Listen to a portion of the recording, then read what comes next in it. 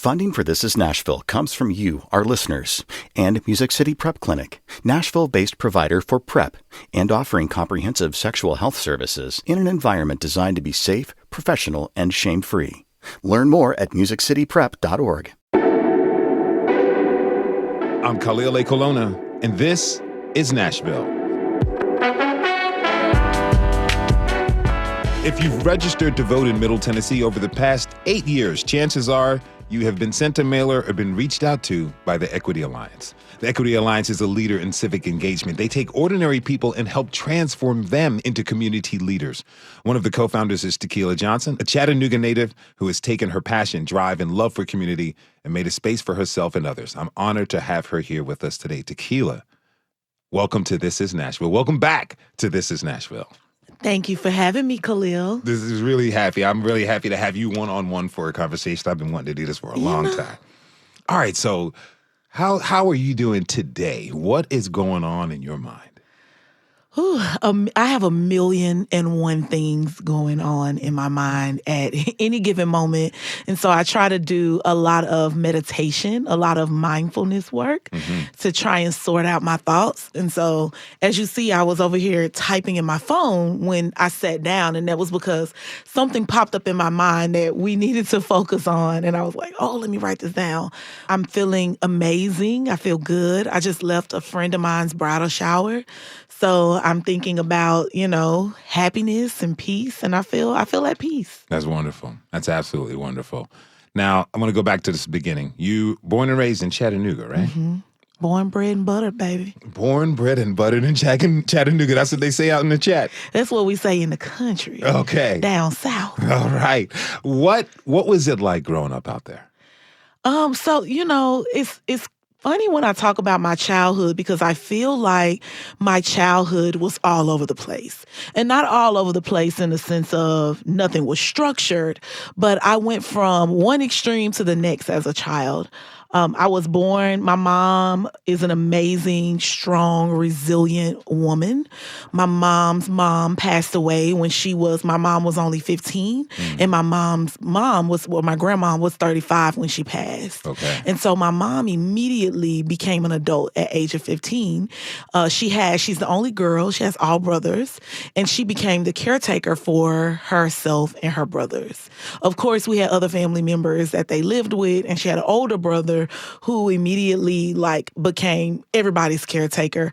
But for the most part, my mom has this sense of independence and resilience and just emotional and mental strength that I really, really admire. I've learned to admire, let me say that. So growing up, earlier on when I was born, my dad was in the 80s, like most people's parents, was addicted to crack cocaine and spent the majority of my life, my biological dad, in prison. So when I was born into one of the largest housing projects in the state, Alton Park Housing Projects, and we lived there.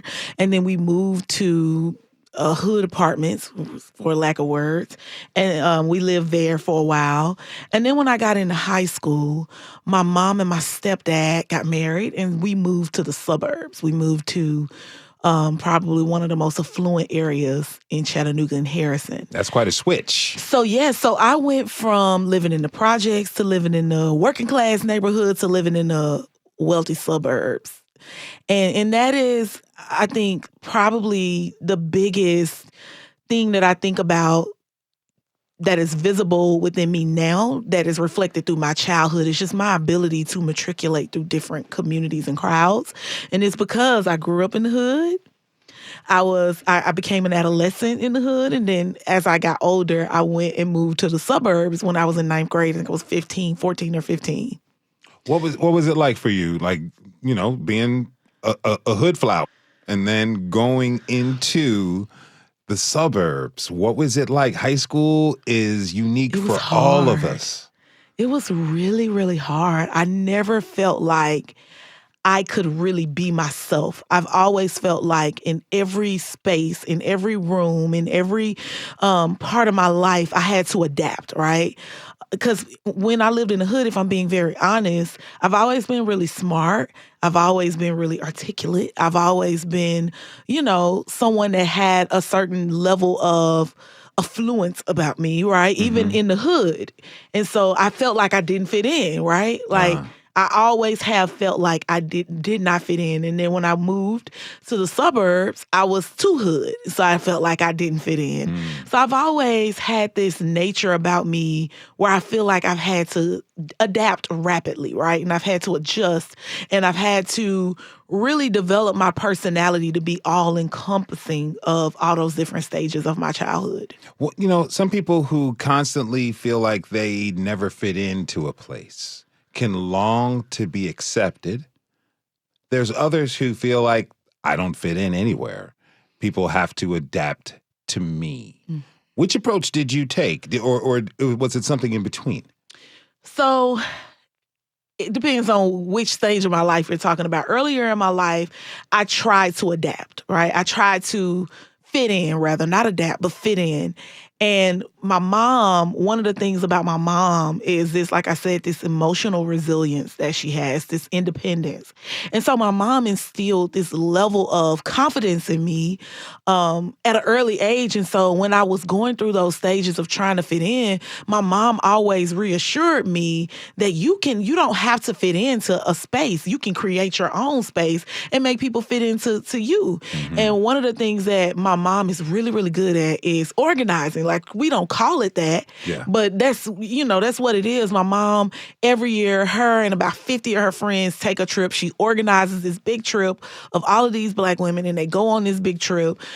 Every year for my birthday, I had a big old party. I mean, and these weren't expensive parties, but in the backyard, we got some hot dogs and some ice cream, and it would be 100 people from the hood at my birthday party. Like, I would have the biggest sleepovers. And so growing up, I watched my mom create space, right? I watched my mom build spaces for herself. And so that was instilled in me. And I see myself now that I'm 39 and I'm like in a reflective moment in my life. And I'm like, oh my God, I am my mom. Because here I am organizing these spaces, right? For people to show up and be themselves, organizing my friends and organizing my colleagues and my family members. And who would have thought, oh my God, this makes me feel emotional now that I'm saying this, that I would have made a career out of that. A career out of organizing and emulating, bringing people together, of creating and building community. That's why I said you're called for it, because it seems to be that way. The path was laid out for you. Emotional. Of course. It's a beautiful thing. You know, you have this thing you call radical responsibility that you learned from your mother. Talk to me about that. You know, I think oftentimes when we think about life, we think about where there are gaps. We think about the things that we don't have. We think about the things that we're missing. And oftentimes we look at what people aren't doing for us. But my mom has always taught me that there is this radical responsibility to, one, care for yourself, care for your people, but be accountable to yourself and the things that you want. And that has been probably the thing that I feel like, depending on who you're talking to, I feel like really makes me unique, because I am not a woe is me type of person. I feel responsible for myself. I feel responsible for the things that I desire, the things that I want. And I know that if I put my mind to it, I can achieve it. I know that if I work hard, I can do it. And, with that level of responsibility and accountability comes a level of resilience and emotional capacity that you need to be able to look in the mirror and say, hey, you want to go from A to Z, but right now you're just sitting on B and you're looking at everybody going to Z and you're questioning why you're not at Z. But instead of you putting one foot in front of the other, you're looking at everybody else. It takes a level of self-awareness and like I said, emotional accountability and emotional capacity to be able to really sit with yourself and have that level of radical responsibility. You just described social media in a nutshell right there. So many people look on social media and get into that comparison game. It definitely happens for different generations. You're a little bit younger than me. You kind of grew up a little bit more with social media than my generation did. How do you look at that when you take this radical responsibility? Like, the buck starts and stops with you, definitely in accordance to your dreams and desires and hopes. Yet you may have some friends, you may have some colleagues, people you knew, even family members who kind of get stuck and get woe is me as they're doom scrolling, as the young kids like to call it, thinking about how their life is wasting away? I think part of also being in community is understanding the dynamics and the diversity and the beauty of difference that exists within us as people. And so because I am that way, what I have learned is not to expect other people to think, move, act, respond, or react like me, or else you're going to set yourself up for failure. But what I do is I set boundaries around how I show up for my friends. And my friends know I am not the friend to call when you want a pity party. I'm the friend you call when you want to pull some butcher paper out and you want to figure out how we're going to move forward.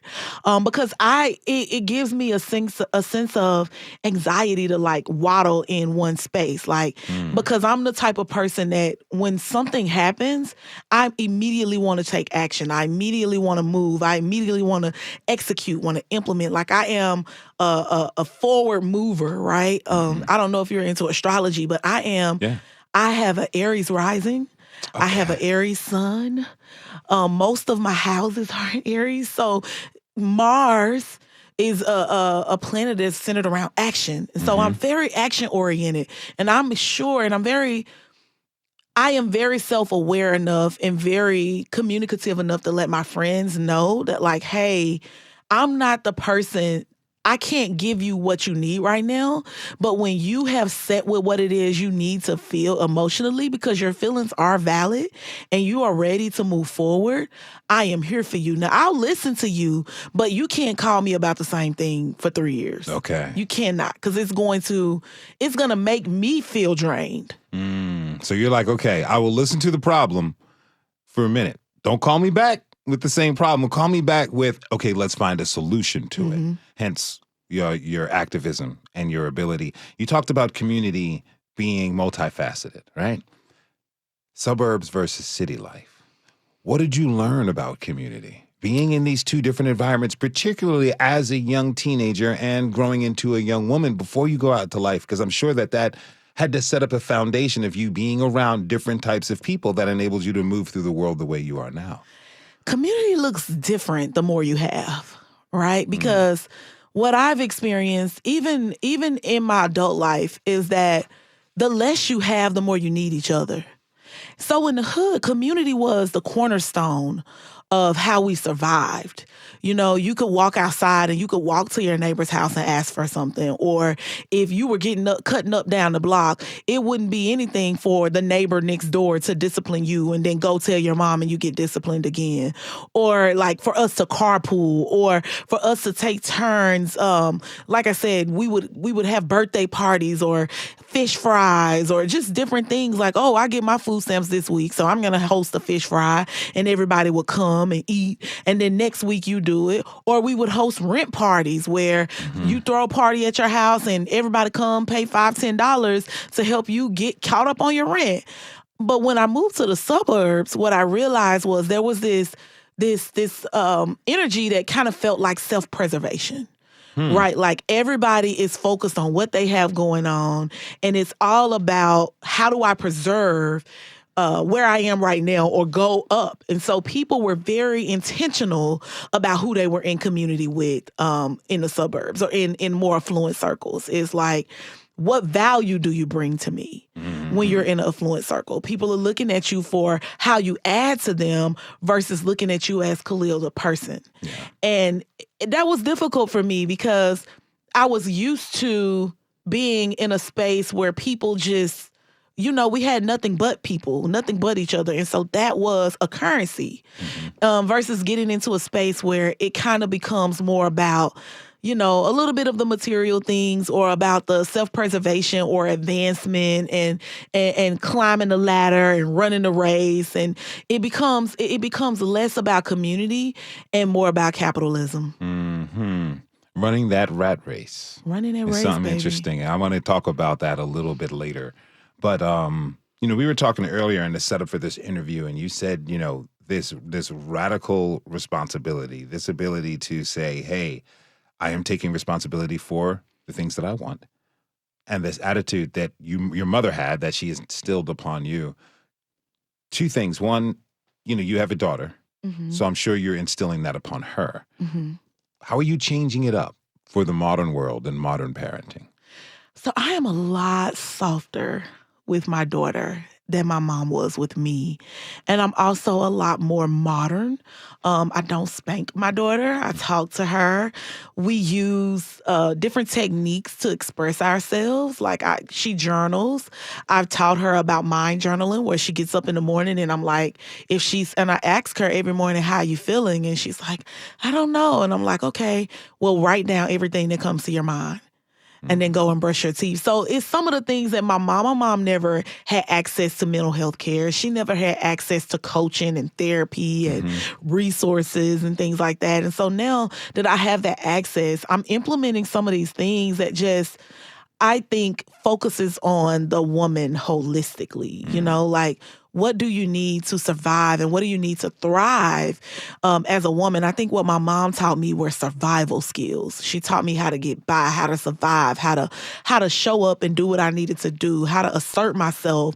But I don't think she knew how to teach me how to really thrive, how to really, show up and be happy, how to outsource my life. Like I have a house cleaner. We never had a house cleaner. And who knew you could get a house cleaner for like $50? You think it's things like that you hear about. You feel like it's for a certain caliber of people and it's so expensive.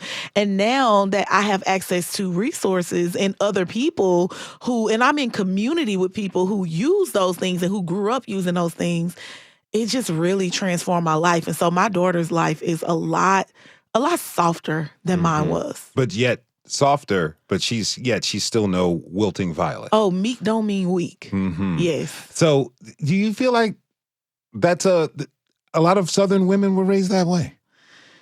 I think the thing about the South is it just depends on who raised you. I know some Southern women who are Southern belles, and they were raised, really, really delicately and really, really mild-mannered. And then you have me who I probably relate to people in Chicago and in the Midwest and a little bit more than I would a lot of other Southern women.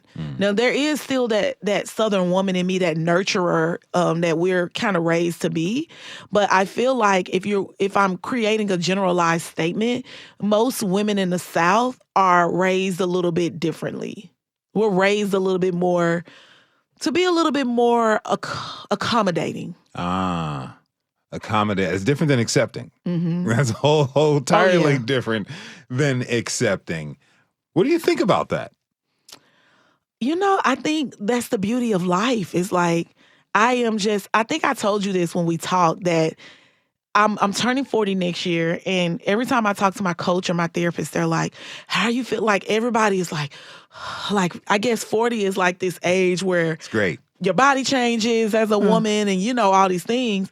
And I'm just like, I don't feel like I'm having a midlife crisis. I don't look back over my life, and I don't have too many regrets. I feel like I have done very well, especially considering where I've come from, like I'm a first generation college student. I'm doing all the things that I said I wanted to do, and I feel good about it, but I do feel like I am having an awakening. I feel like I am my eyes are open, wider than they've ever been, and I am seeing life for what it is. Like, it is what it is.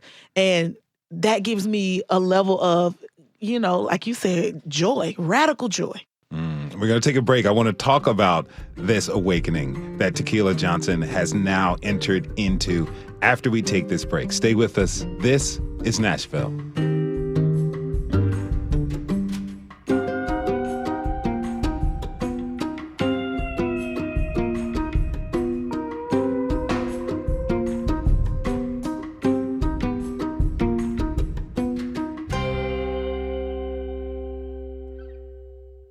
Funding for This Is Nashville comes from you, our listeners, and Music City Prep Clinic, Nashville-based provider for PrEP and offering comprehensive sexual health services in an environment designed to be safe, professional, and shame-free.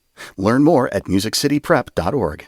Funding for This Is Nashville comes from Burr and Foreman Law Firm, serving clients with transactional, litigation, and regulatory needs. Discovering how each client defines a win and working with them every step of the way to achieve it. Burr.com. I'm Khalil Ekulona, and this is Nashville. My guest is Tequila Johnson, co-founder of the Equity Alliance, entrepreneur, activist, and mom. Tequila, again, thanks for being here. Thank you for having me. Okay, so you talked about this awakening. You're 39, last year of your 30s, about to enter the 40s. Let me say this. I'm not a woman. I don't know what it's like to be a woman at 40, but I'm past my 40s. Welcome to the club. It is absolutely glorious. It is wonderful. It's nothing to be afraid of. Look, 40 is going to hit you either way. Think of it as a giant wave, right? And the beach is 40. That wave is going to take you to the beach of 40. You can either surf and land on your feet or let the wave cast you about and you come tumbling out of control. It's your choice of how you want to handle 40. But should you handle it gracefully? It's beautiful. It's absolutely beautiful. So tell me this, as you're going through this awakening, what is the most important thing to you in your womanhood as you move on in your life?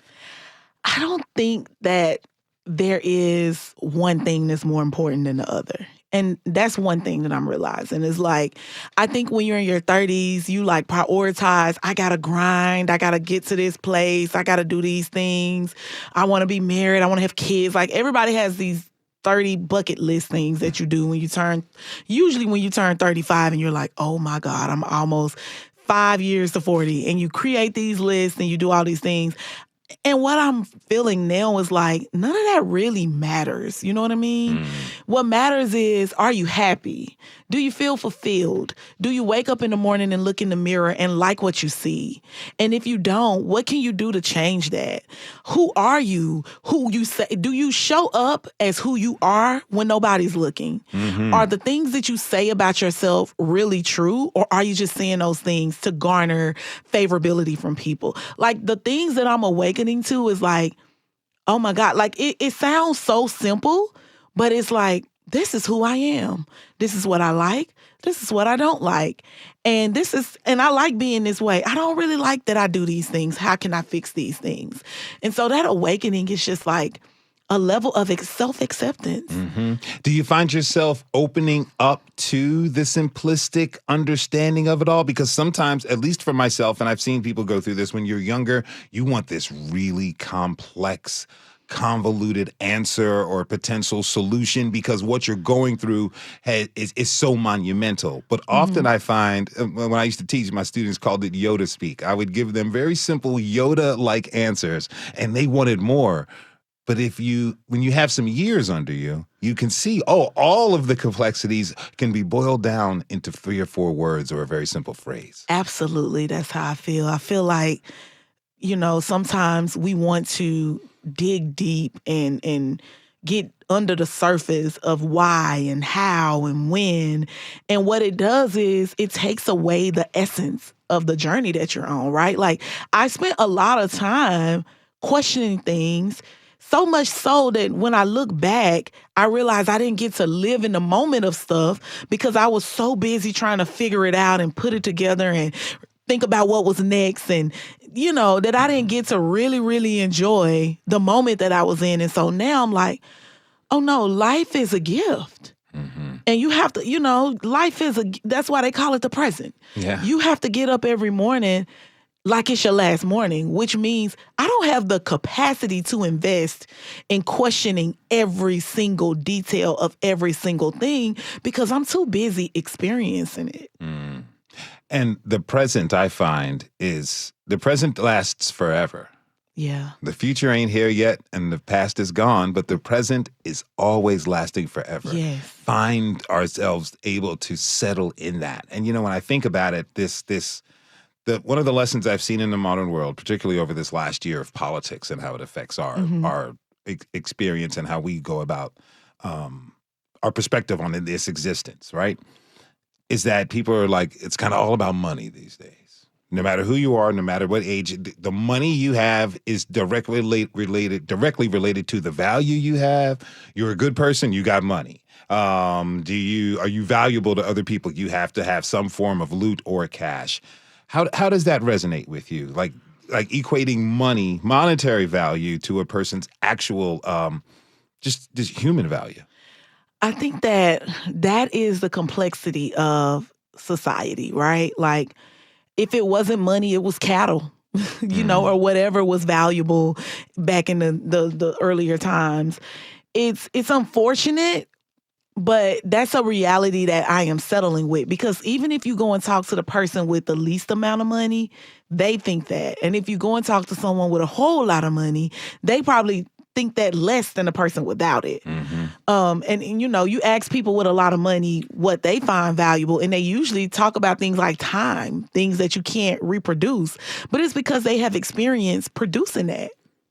So I think that is something that I hope we are moving towards as a society, is how do we begin to dissect the systems that we operate in, so much so that we can insert humanity back into them, because we have lost the sense of what it means to just see each other as people. I usually, when I'm giving a speech in rooms with people about politics, and I'm trying to center humanity in the conversation, even, most of the political people I talk to are Democrats. So I'm in these spaces with people who are super progressive, and they're thinking about policy from a, what we like to say, progressive lens of how do we help people? How do we give? And I still come in the room and I ask them, if you were to see someone bleeding out in the middle of the road that got hit by a car, what's the first question you would ask them? And in my 15 years of doing this work, I've never had anybody say, are you a Democrat or a Republican, or who do you vote for? That's right. And that is how I get them to think about humanity, because no matter what side of the aisle you're fighting on, or no matter what your political beliefs are, they should still be centered and rooted in a sense of humanity, because these policies are impacting and are about people and their lives. And if you just see this for what you're fighting against, even if you feel like you're doing it for the greater good, if it's all about being anti this, or this sense of, like I tell activists, this sense of moral superiority, then you have lost the essence of what it means to actually care about people. It has become about ego. And that's what I think when I think about money. I think people have money is we need money because of the world we live in. Yeah. We have to have it to survive. And I'm not going to lie, I would like more of it. I'm with you. I would like more of it, because I would like to be able to do things to give myself, my daughter, my family the life that they deserve, and a full life. However, it is not the core of my existence, right? Like I am the type of person, you could strip the money away from me and I am still going to shine. And I think that is because I understand the value of humanity. So as you look at this world now, where people either want to have the money, I find a lot of people, no matter what side of the political aisle or spectrum they may reside on, want to have the monetary argument of, hey, I've got this money, that's my value, and the moral argument. I am taking the high ground. I was just kind of thinking, and I know this may sound weird to folks, but a lot of times we have this phrase, you want to be on the right side of history. But that's according to whom? Can one be on the right side of history? None of us know how this humanity thing is going to play out, right? And so it's best that I do my part in the present, which is forever, to work and act and express myself in alignment with what I feel is what I'm here supposed to be doing, Yeah, I think most people haven't done that level of deep work, because I think that I love that we are talking about mental and emotional health and what it means to be mentally and emotionally in tune. And we're talking about self-care and wellness. But I think we're using it as a Band-Aid, right? We're not talking about it from this uncomfortable sense of sitting with yourself enough to do the work and dissect your values and your why. We're talking about it like, set boundaries and all these like theoretical terms that are being used wrong most times, but to what I say, put a Band-Aid on the real work that needs to happen. And I think it's hard to have those conversations with people on both sides of the aisle, because no one is willing to sit with their stuff. Nobody is really sitting with themselves and saying, what is it about money that I value and why? And how do I center myself or how do I ground myself so that I can show up and I can still understand that what this person values may be different? And so you have a bunch of people using money, using looks, using social media likes, if you wish, just to give themselves a sense of being and comfort because they have avoided what it requires to really figure that out on your own, and that is being uncomfortable. It is uncomfortable to question yourself. It is uncomfortable to have radical responsibility for yourself. But most people just want to be, it's not that they value what do we call it? This moral superiority argument around politics, or that they value this high road or this money, is that they want to position themselves to look a certain way.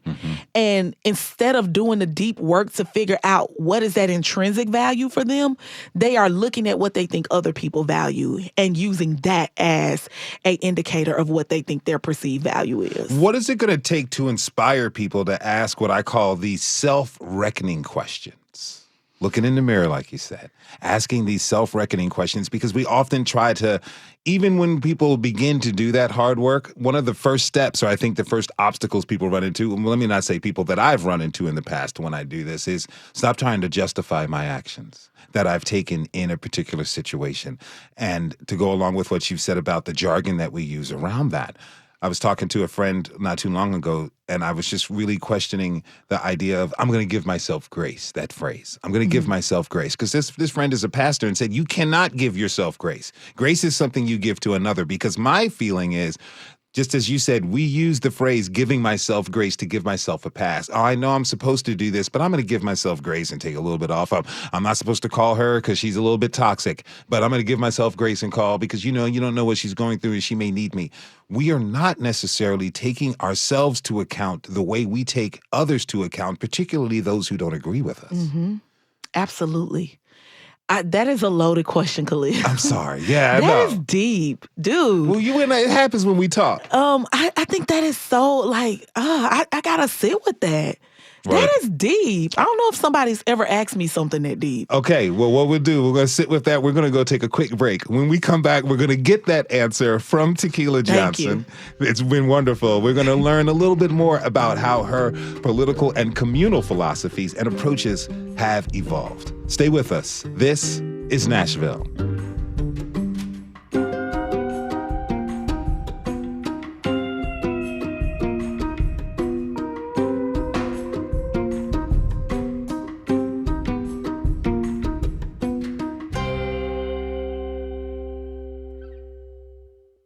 Funding for This Is Nashville comes from you, our listeners, and Music City Prep Clinic, Nashville-based provider for PrEP and offering comprehensive sexual health services in an environment designed to be safe, professional, and shame-free.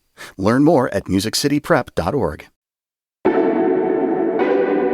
I'm Khalil Ekulona, and this is Nashville.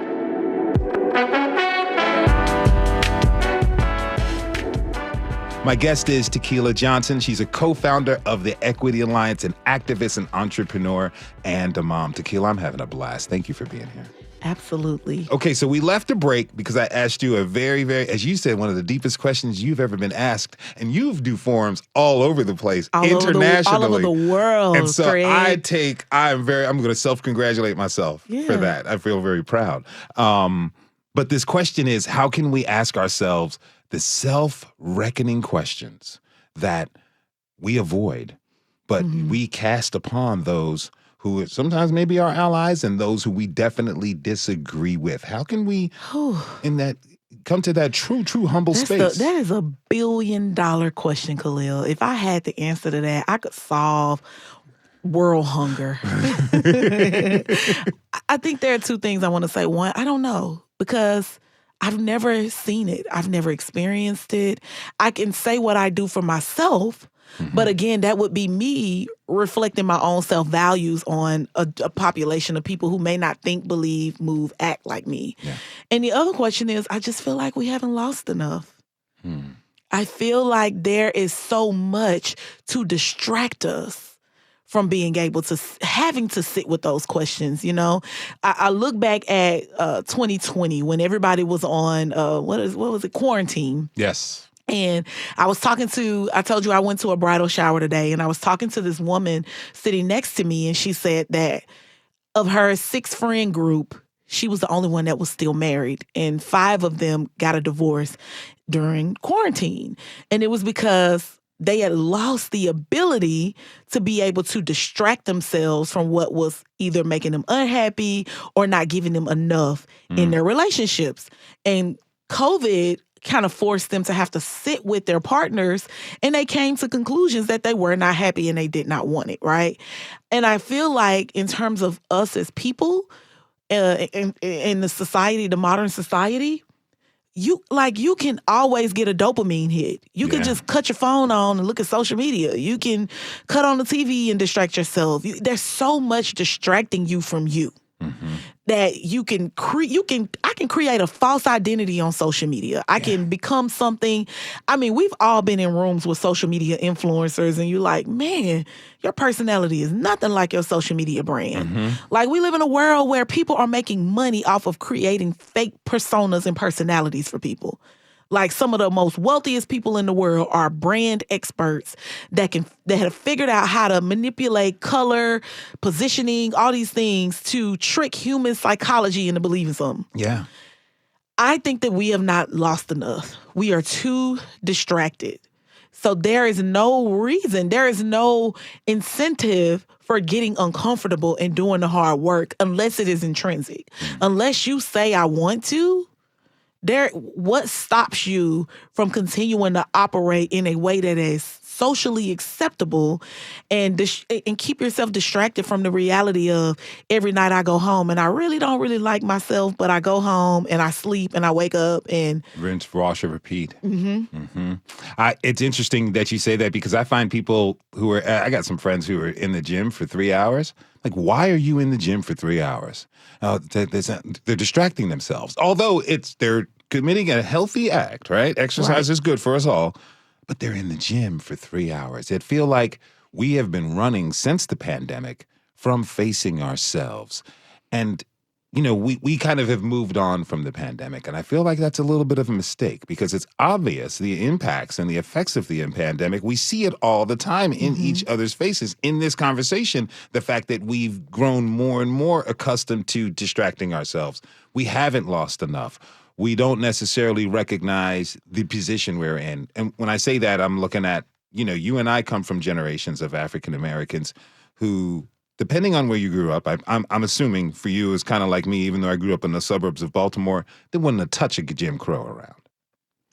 Wasn't even close to what we grew up in. And I'm only a few years younger than the end of Jim Crow. You came a little bit later.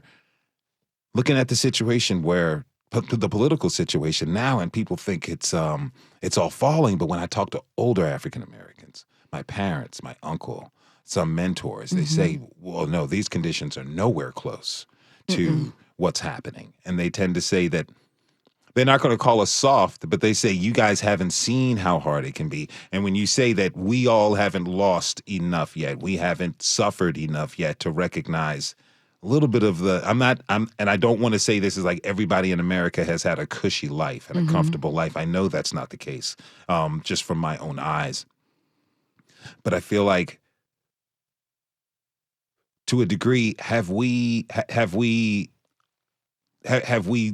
cut ourselves off from understanding the true history of where we have come from as human beings, particularly recent history, where we've come from as human beings, to feel like what is happening to us right now isn't the most drastic or the hardest moment of our existence?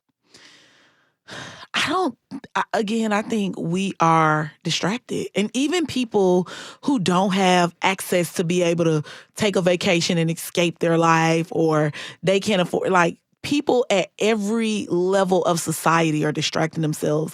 Whether you're distracting yourself with unhealthy food, whether you're distracting yourself with gossip, whether you're distracting yourself with, I'm going to be at church Monday through Monday, whether you're we are all trying to reframe, going back to what you said when you talked about, I'm going to give myself grace. That theory is, that type of coping mechanism in psychology is called reframing.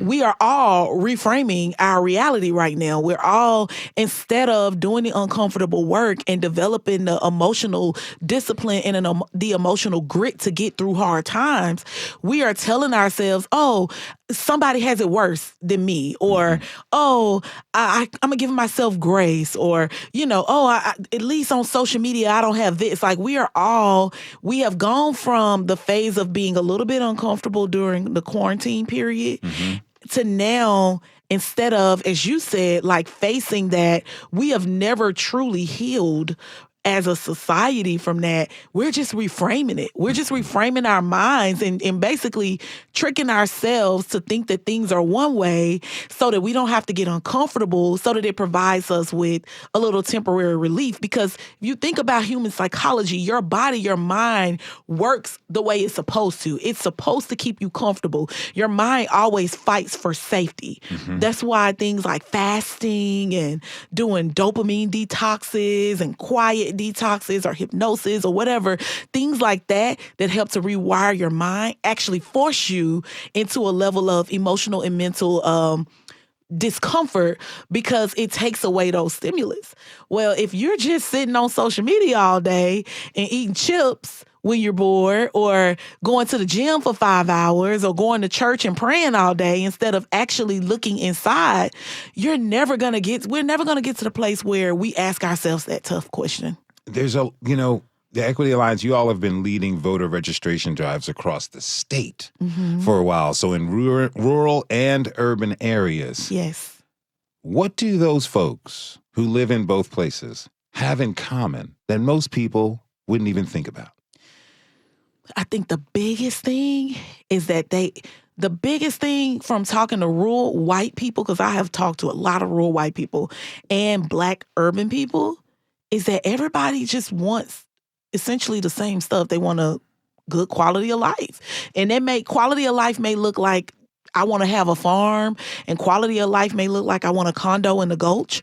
But everybody is thinking about, what is the ultimate quality of life that I want? Even the rural white grandma is thinking about, I want my grandkids to go to a good school, and I want good jobs down here. I don't want people coming and taking the jobs. And then people in the urban community are like, oh, I want a good quality school, but I don't want to have to, I don't want my property taxes raised because the demographics are shifting in my neighborhood. Like, we're all saying the same things, but catch this, where I feel like we are differing, and I think this is where narrative shift and controlling the narrative is important, is instead of us focusing on the points of intersection and the things that we want, we're all focusing on the reasons why we feel like we can't have it. And usually that is because we're looking at each other. I'm looking at this rural white Republican and I'm saying, oh, the reason why I can't have a quality school is because you keep voting for these people. And then the rural white Republican is looking at the immigrant person like, well, we can't have that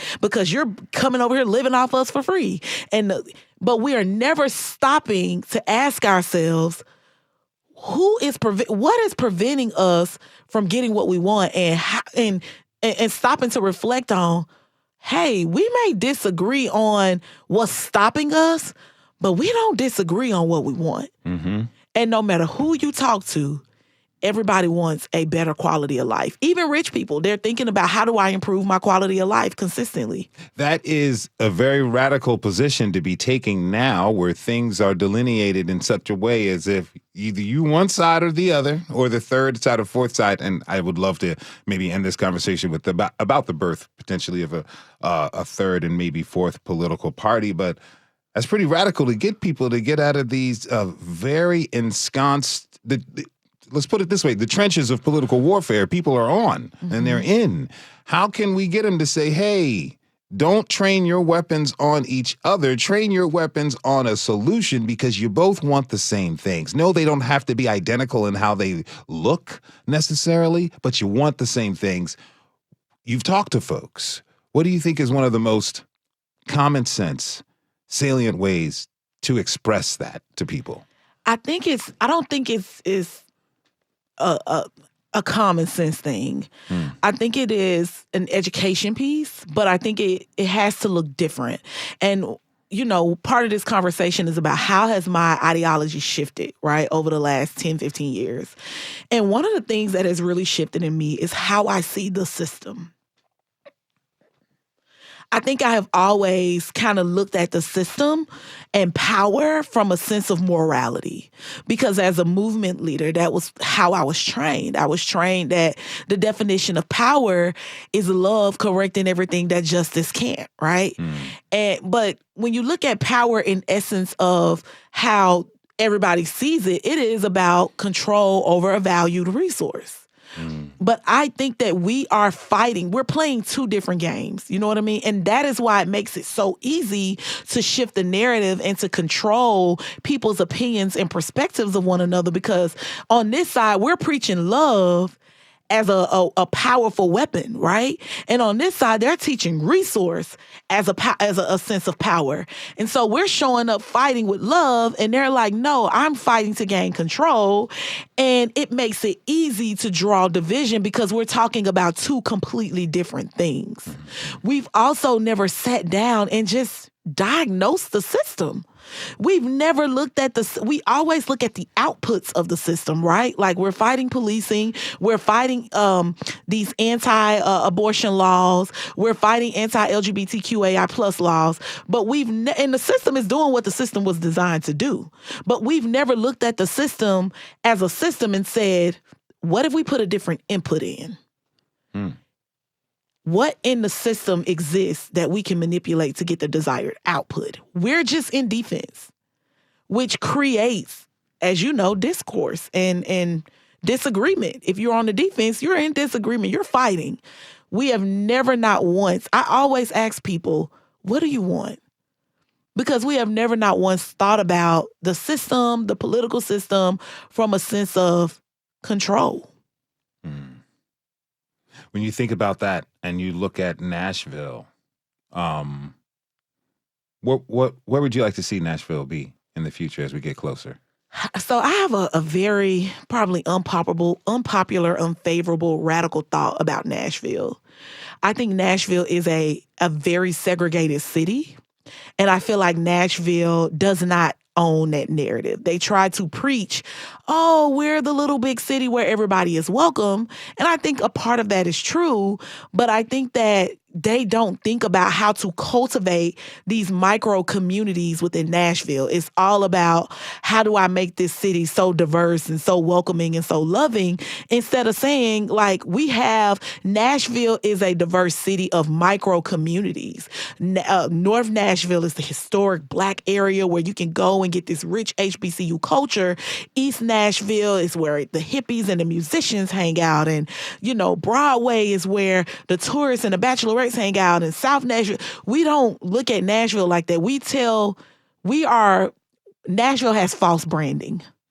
So what I would like to see Nashville do is own its narrative. That way people can go where their desired community is. Like, sometimes I want to go to East Nashville and do some hippie stuff. Sometimes I want to go get a fried fish sandwich in North Nashville. Sometimes I want to go to South Nashville and, hang out there. Sometimes I want to go on Broadway. I mean, we don't brand the city for what it really is. We're trying to brand it for this sense of morality that we think we want people to believe we have. And then when they get here, they feel like, well, where are all the Black people? Or where are all of this? Instead of just taking control of the narrative and really marketing the city for what it is and cultivating that.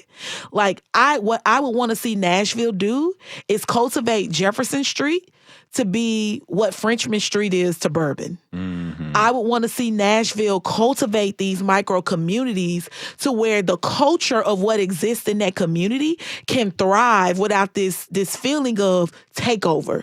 Because if we're saying we're all one and one Nashville and we're saying all of this, what it does is open the door for people who really want an East Nashville type of living to move out to North Nashville and force that culture. When instead what Nashville should be doing as a city is cultivating culture as it is existing and not trying to change it. 2 questions for you. One, are you going to write a book? And are you going to run for mayor? I'm not running for mayor. I am going to eventually write a book someday in my life. You know what? I am one of those people that I feel like I mean, maybe that's something I need to work on, but I feel like I haven't done enough to write a book yet. Mm-hmm.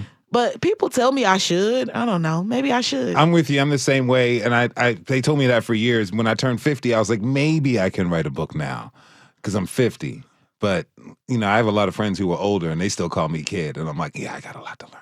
We'll see. Yeah. Tequila Johnson, this has been wonderful. Thank you. Thank you. Thank you so much. Absolutely. Anytime. Tequila Johnson is an entrepreneur or co-founder of the Equity Alliance. She is a cultural leader and a mom. Again, thank you. Thank you. And thanks to you for tuning in this hour. This is Nashville is a production of Nashville Public Radio. Today's episode was produced and directed by yours truly. Our board operators Liv Lombardi. The masterminds behind our theme music are Larange and Namir Blade. You can listen back at thisisnashville.org or wherever you get good podcasts. And the conversation does not end here. Comment and tell us what you want to hear on the show by leaving us a message at 615-751-2500. You can also find us on Blue Sky and Instagram and X at This Is Nashville. This is Nashville. I'm Khalil Ekulona. We'll see you tomorrow, everybody. And to be good to each other.